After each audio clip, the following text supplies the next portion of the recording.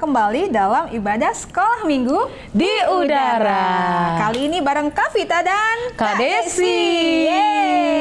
Welcome teman-teman. Wah, senang sekali nih Kak Desi bisa menyapa teman-teman semua dimanapun teman-teman berada saat ini. Ya, benar sekali Kak Desi. Nah, mungkin ada teman-teman kita yang baru selesai ujian. Iya. Atau sudah lulus nih dan Iya. naik ke jenjang yang lebih tinggi. Atau bahkan mungkin ada yang sudah liburan. Wah. Nah, dimanapun teman-teman berada, kami selalu berdoa supaya teman-teman semua tetap sehat. Betul. Dan disertai Tuhan dimanapun berada.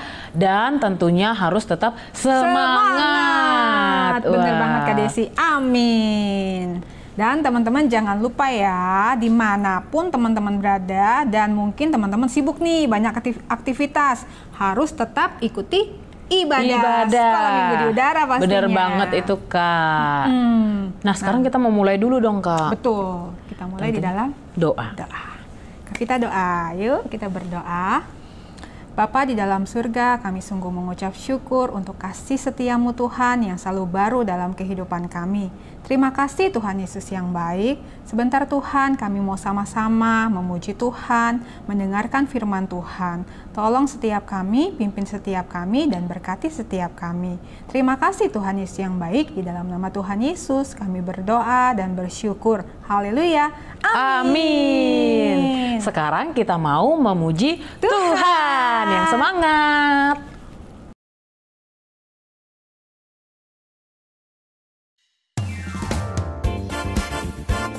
Teman-teman, yuk memuji Tuhan dengan semangat. Mata Tuhan selalu melihat apa yang kita perbuat. So, lakukan yang baik ya. Mata Tuhan melihat apa yang kita perbuat, apa yang baik, apa yang jahat.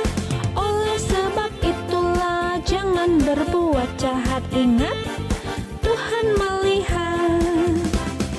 Mata Tuhan melihat apa yang kita perbuat, apa yang baik, apa yang jahat. Oleh sebab itulah jangan berbuat jahat. Ingat, Tuhan melihat. Puji Tuhan, haleluya.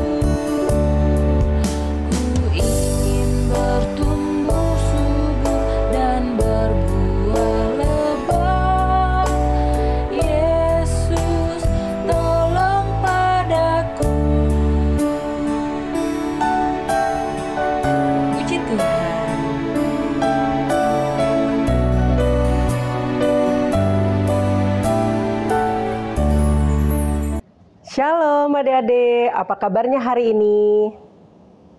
Wah, kakak harapkan adik-adik dalam keadaan yang sehat dan penuh semangat ya.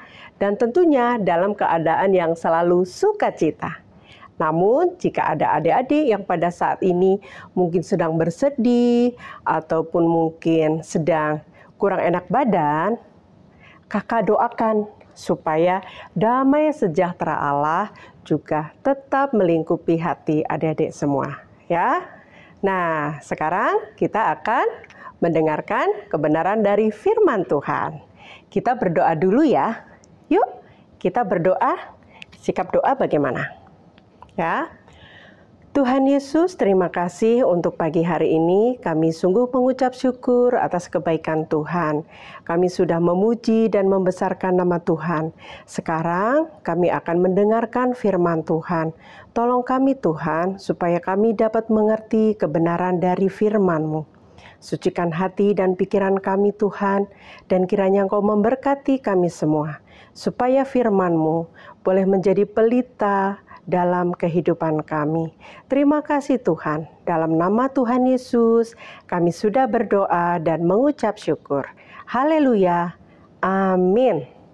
Iya, nah adik-adik, minggu ini judul cerita mengenai hal menghakimi, ya, terambil dari Matius 7 ayat 1 sampai dengan 5, ya.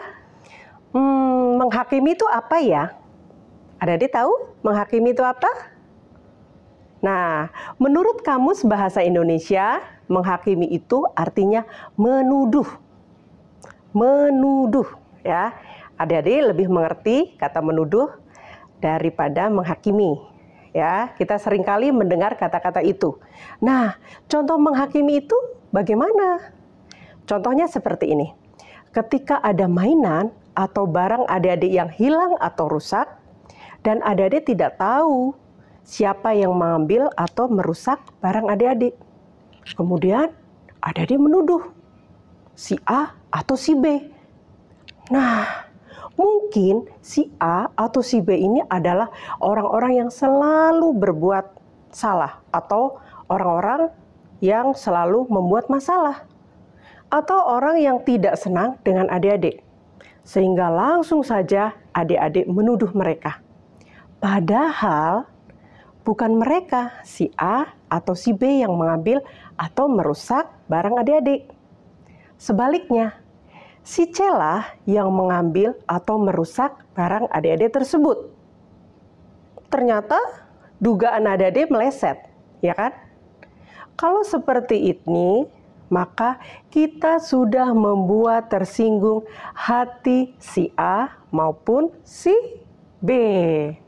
Iya, bahkan bisa-bisa mereka marah kepada kita karena telah salah menuduh.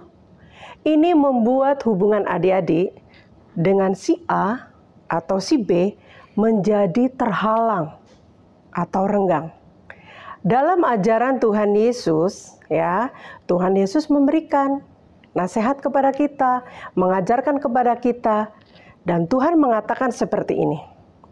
Orang yang suka menuduh orang lain sama halnya dengan orang yang melihat selumbar di mata orang lain, sedangkan balok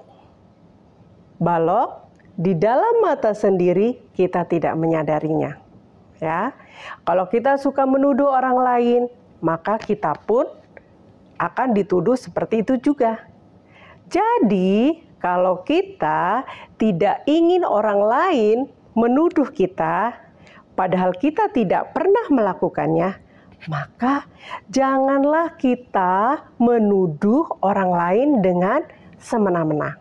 Ya, Tuhan adalah hakim kita.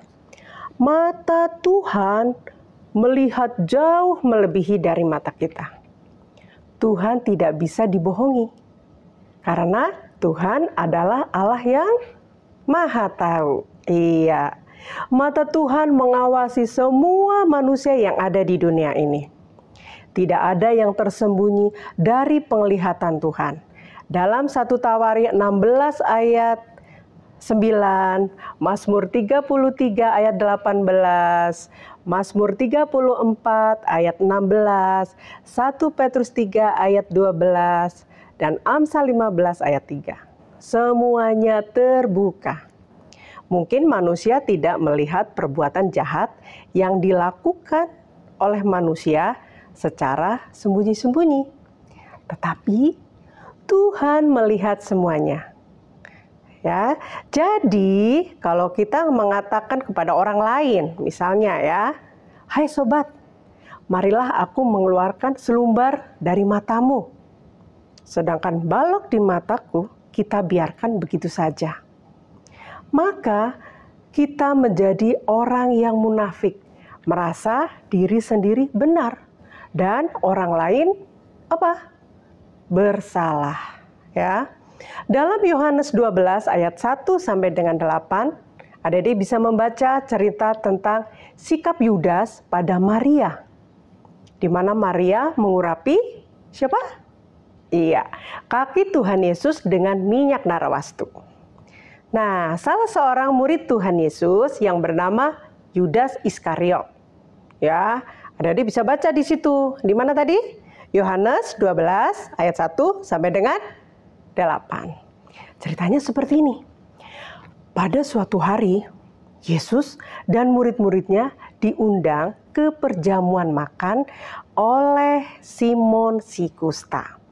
Nah, Simon ini adalah orang yang pernah menderita sakit kusta, tetapi telah disembuhkan oleh Tuhan Yesus.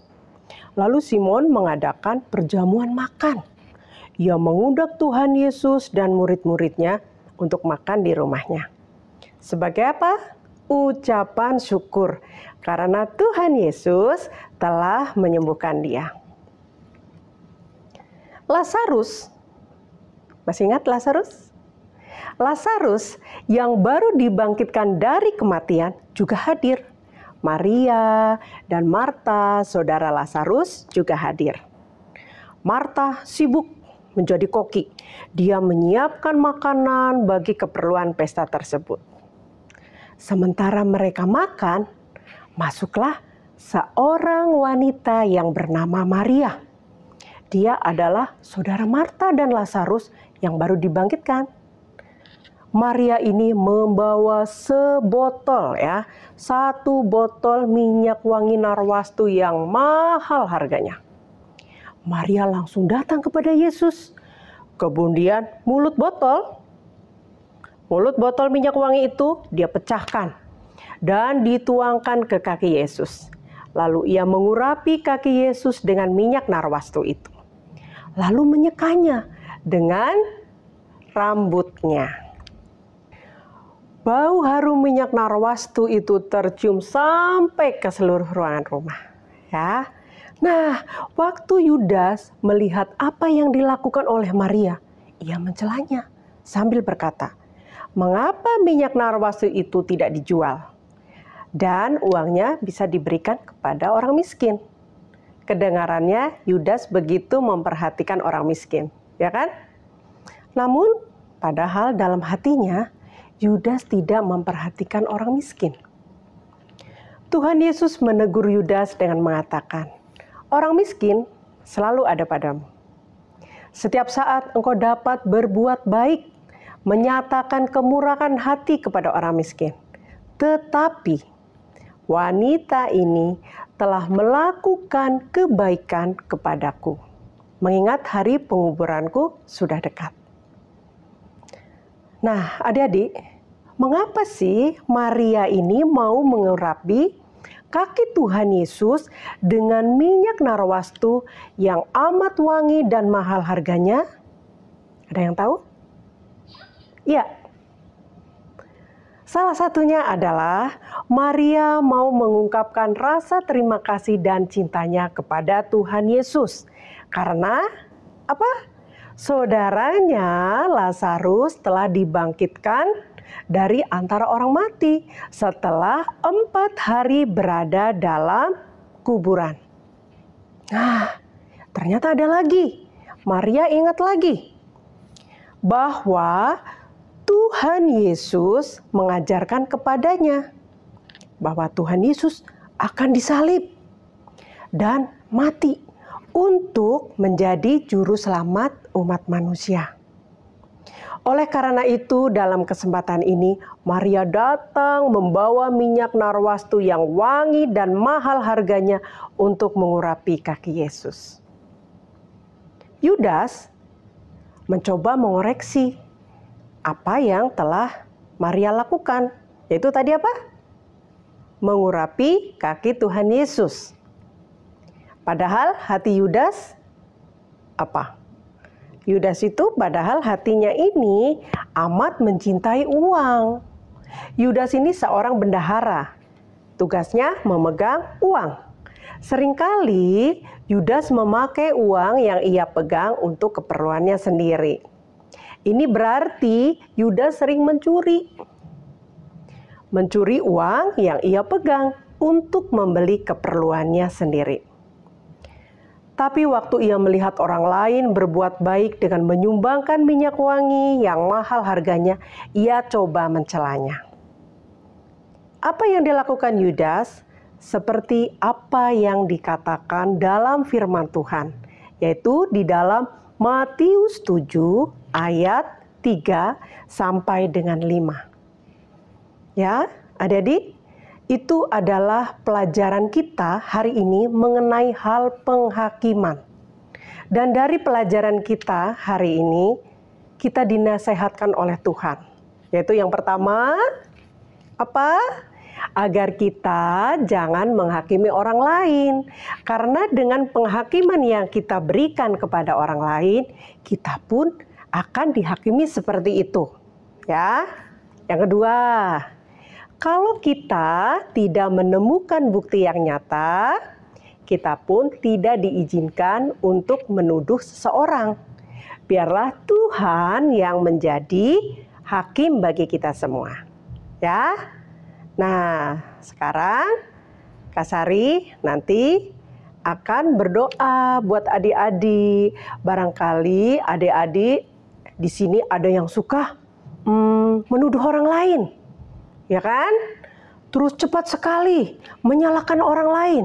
Padahal belum tahu kebenarannya. Padahal tidak tahu dia bukti-buktinya kalau orang lain itu bersalah. Ya.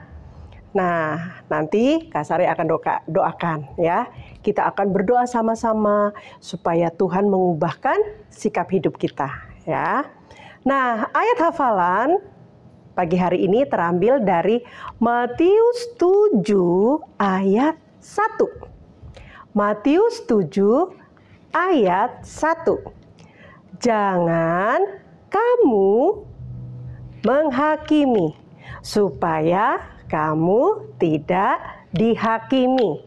Sekali lagi ya. Matius 7 ayat 1.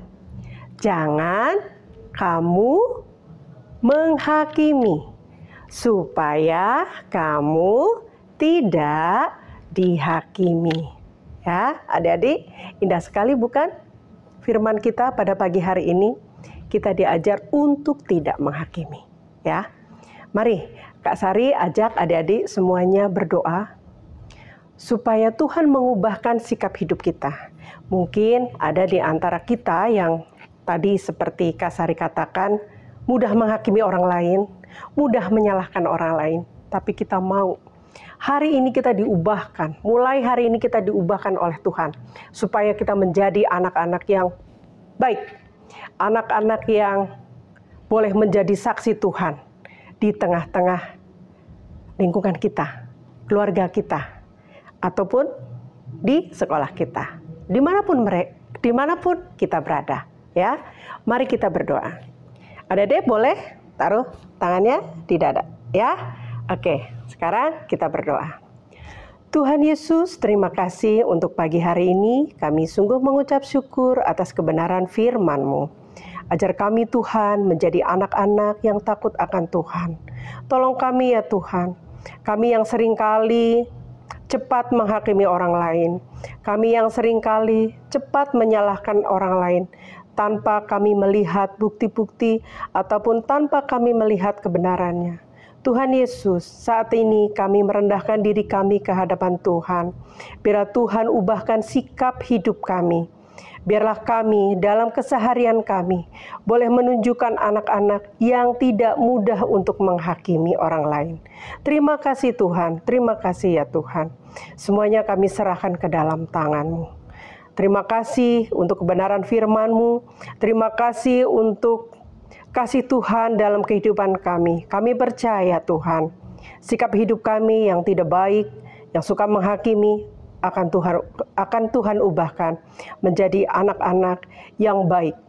dalam sikap, tingkah laku, perkataan, dan perbuatan kami. Dalam nama Tuhan Yesus, kami sudah berdoa dan mengucap syukur. Haleluya, amin. Tuhan Yesus memberkati kita semua. Sampai jumpa minggu depan. Teman-teman, bagaimana? Sudah mendengarkan kebenaran firman Tuhan dengan baik kan? Pastinya sudah, Kak Vita. Ya, nah minggu ini tema firman Tuhan kita tentang hal menghakimi. Nah, Kak Vita mau tanya nih sama Kak Kesha. Apa tuh? Kak Kesha pernah nggak merasa dihakimi gitu? Kayak gini loh Kak, kayak dituduh-tuduh gitu loh Kak. Padahal Kak Kesha tidak melakukan seperti yang dituduhkan itu. Pernah, Kak Vita. Terus gimana tuh Kak? Nah kan, kalau kita dituduh melakukan sesuatu yang tidak kita lakukan, itu pasti rasanya nggak enak banget kan, Kak Vita.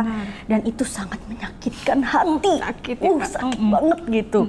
Nah, tapi dari pelajaran firman Tuhan minggu ini, kita sama-sama belajar, Kak, bahwa kita tidak boleh menuduh seorang tanpa bukti. Bener banget tuh Kak. Dan kita harus bersikap seperti yang firman Tuhan ajarkan gitu, Kak Vita. Gitu teman-teman. Betul banget Kak Kesha, keren-keren. Wah, nah teman-teman jangan jemu-jemu ya, terus melakukan kebenaran firman Tuhan. Betul sekali. Oke deh Kak Vita, kita mau ngapain nih? Mengerjakan Aktivitas. Kerjakan dengan baik ya. Aktivitas sekolah minggu di udara. Teman-teman, di sini kita ada beberapa gambar. Nah, teman-teman bisa perhatikan dengan baik ya. Setelah diperhatikan dengan baik, teman-teman bisa memilih mana gambar-gambar orang yang suka menghakimi. Nah, silahkan dipilih ya teman-teman. Oke, selamat mengerjakan. Tuhan Yesus memberkati. Nah, seperti itu teman-teman. Bisa kan? Oh, pasti. Gampang banget kan Kak ya? Tuh. Nah, jangan lupa kirimkan videonya ke Sekolah Minggu di Udara. Ya, ibadah kita sudah selesai Kak Selesai, Kesha. iya. Kak Vita sama Kak Kesha pamit ya. Sampai ketemu minggu depan. Happy Sunday. God bless you. Bye-bye.